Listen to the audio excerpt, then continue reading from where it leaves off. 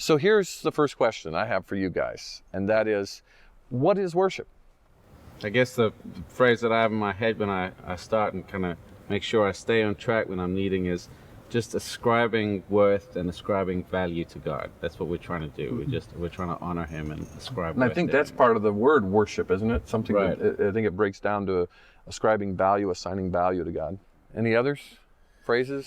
Thoughts? Definition I love to teach, and that is reflecting back to God His self-revealed worth. I mean, He's been gracious enough to reveal Himself to us, which He didn't have to do, but He told us what He's like, and we have the privilege of reflecting that back to Him, much like the moon reflects the sun's light back to it. It doesn't have its own light, but it reflects the sun's light back to it, and that's really what I think we do when we worship, is say, God, here's what you've said, and we agree. That's great. So when it comes to worship in the church, why, and we understand what worship is, but why do we get together to do that? I would say there's biblical mandate for it, or I wouldn't do it. Okay. It's a lot more comfortable at home.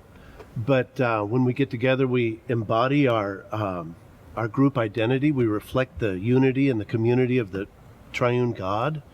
We're called to teach and disciple and baptize. None of this stuff can I do by myself. It's hard to do by yourself, yeah. And anyone else? Why do we do this together? Is there another angle to that you I think? think it encourages one another. As we hear other voices in the room, it just kind of lifts all boats. We all rise in giving worth to the Lord. I just feel an encouragement as I hear others. We do need that encouragement you're talking about, of being lifted. And I think that is a part of, we together lift our voices, no matter what our lives have been this week, to God in worship.